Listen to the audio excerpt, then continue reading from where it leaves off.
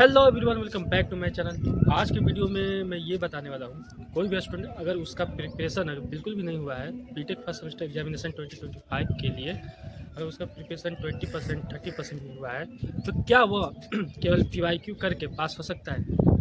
तो इसका आंसर दो है, एक हाँ भी एक ना भी। क्योंकि पीवाईक्यू जो है कभी रिपीट करते हैं तो कभी नहीं, तो बिल्कुल तुम पीवाईक्यू पर डिपेंड हो जाओ ऐसा 100% ज़रूरी नहीं है कि वो क्वेश्चंस रिपीट होंगे पीवाईक्यू के जो क्वेश्चंस हैं।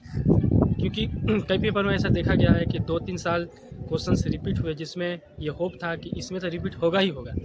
जैसे केमिस्ट्री एक ऐसा सब्जेक्ट है जिसमें हर साल रिपीट हुआ करता था क्वेश्चंस पीवाईक्यू से।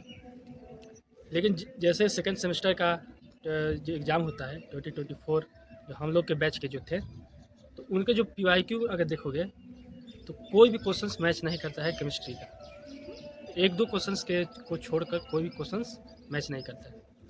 तो ऐसा अचानक सडन चेंज के कारण क्या होता है कि पीवाईक्यू जो करके स्टूडेंट जाता है गया था वो एकदम ब्लैंक हो जाता है, क्योंकि उसको क्वेश्चंस नहीं दिखते हैं। तो इस प्रकार तुम लोग को ध्यान में रखना है कि पीवाईक्यू में बिल्कुल भी डिपेंड अगर हो जाओगे तो ज़रूरी नहीं है कि वो क्वेश्चंस आ ही जाए।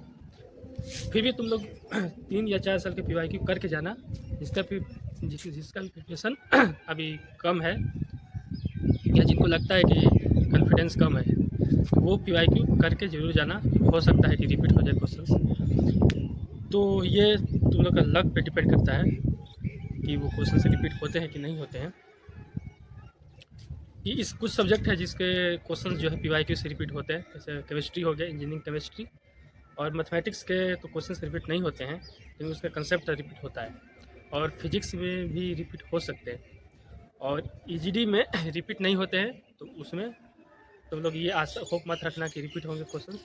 और सब्जेक्ट हो गया बीडब्ल्यू, तो बीडब्ल्यू में भी कुछ क्वेश्चंस रिपीट होते हैं। और नेक्स्ट डाउट की ओर बढ़ते हैं, नेक्स्ट पॉइंट की तरफ। तो नेक्स्ट पॉइंट ये है कि हम लोग को अगर 14 मार्क्स का कोई क्वेश्चन है तो कितने पेज में, कोई थ्योरेटिकल सब्जेक्ट है तो कितने पेज में मिनिमम हमें लिखना चाहिए। तो जैसे पिछली वीडियो में तुम लोग को बताया था कि नंबर ऑफ पेजेस से इसमें मतलब नहीं है, कौन सा पॉइंट जो है इम्पोर्टेंट उससे रिलेवेंट हाईलाइट करते हो। फिर भी अगर तुम लोग को ये मतलब आशा होना चाहिए, कॉन्फिडेंस लाने के लिए तुम लोग को कोई 14 मार्क्स का कोई क्वेश्चन है तो उसमें तुम लोग को 2 पेज कम से कम, अगर दोनों तरफ साइड को 1 पेज माना जाए तो 2 पेज कम से कम तुम लोग को लिखना है 14 मार्क्स का कोई क्वेश्चन में। और कोई 7 मार्क्स का है तो उसमें ट्राई करना कि दोनों साइड को मिलाकर अगर 1 पेज माना जाए तो 1 पेज तुम लोग को लिखना है, उससे ज़्यादा लिखना है, यानी 1.5 पेज। और मैथमेटिक्स में तो स्टेप्स होते हैं, उसमें तो पेजेस के कोई ये नहीं होता है, डिपेंड नहीं करता है। और जो भी न्यूमेरिकल्स होते हैं तो न्यूमेरिकल्स वो भी जो आंसर्स आ जाता है तो उस पर डिपेंड करता है, उस पर पेजेस पे डिपेंड तो करता नहीं है। और नेक्स्ट बात किया जाए कि तुम लोग को ब्लैक पेन का यूज करना है थ्रू आउट द पेपर।